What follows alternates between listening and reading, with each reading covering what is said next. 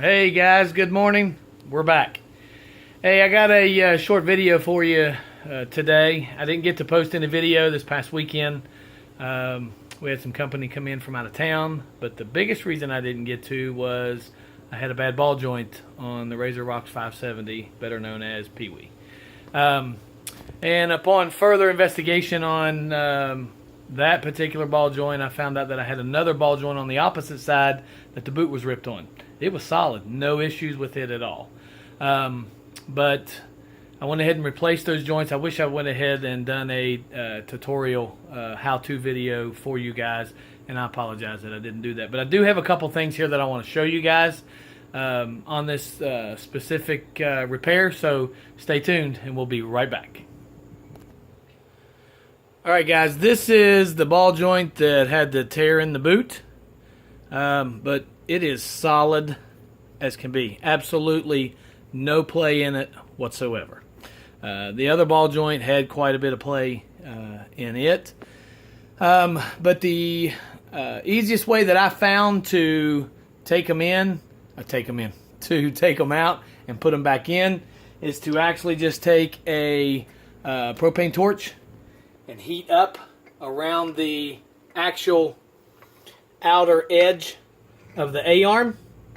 Make sure your axles are completely out of the way. You do not want to heat one of those boots up and put a hole in it, because then you will have some issues that you don't want to tackle with. It'll be far more expensive than just replacing a ball joint.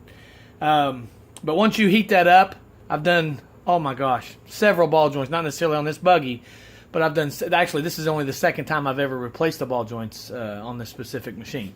But this is the way I normally do most of the ball joints that I've ever done, and bearings.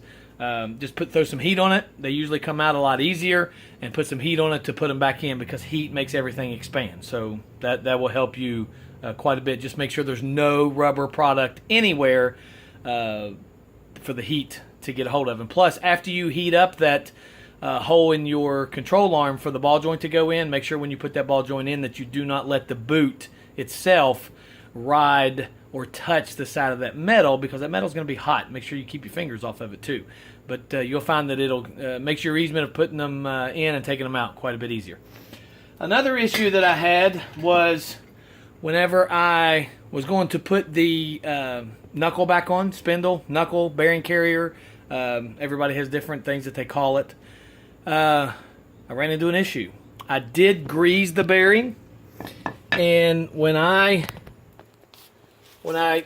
had a video here not too long ago, I showed you guys this bearing greaser, and it is made by Tiger Tool.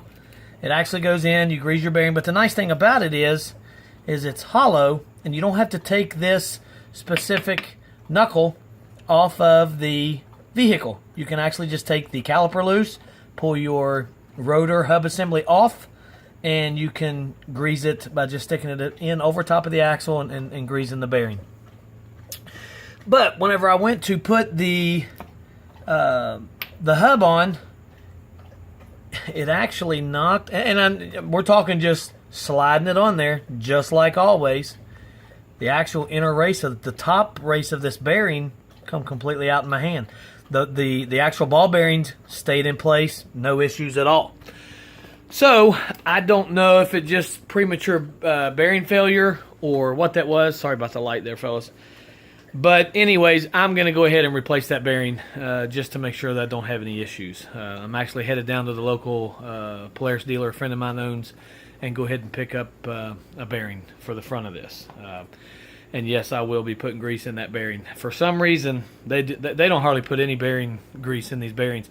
I have actually put bearings in before I started greasing them, that once I did start greasing them, it would be not abnormal to get 20 to 30 pumps of grease in that bearing. Now, do not pump and pump and pump until your seal swells up and you got grease popping out all over the place. You do not want to do that, because when you do that, you cause the bearing to lose its seal. Because that little seal in there, you could actually take a little pick and pick that seal out. So you got to be very careful with that. But make sure that you keep your bearings greased, because that is the life of the bearing.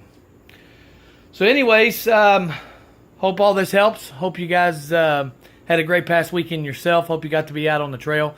I got an invitation this week to go on a ride this coming weekend with a group of friends of ours, and it appears to be a pretty good sized ride. I know it's going to be about a 70 to 75 mile ride. It's West Virginia side-by-side riders is who's putting it on, and it's in Winter Place, West Virginia. So hopefully you guys get to make it out there and join us on that ride. But if not, don't worry about it, because when we come back, you're going to find out you was right there with us the whole time. So, all right, guys, I hope this video was educational to you. If nothing else, I just hope you enjoyed seeing my ugly mug again. So, all right, fellas. Hope you get to go on that trip again this weekend. But if not, just tune in. We got more video coming up. And remember to relax and enjoy the journey. Thanks again for watching, fellas. Don't forget to subscribe to our channel.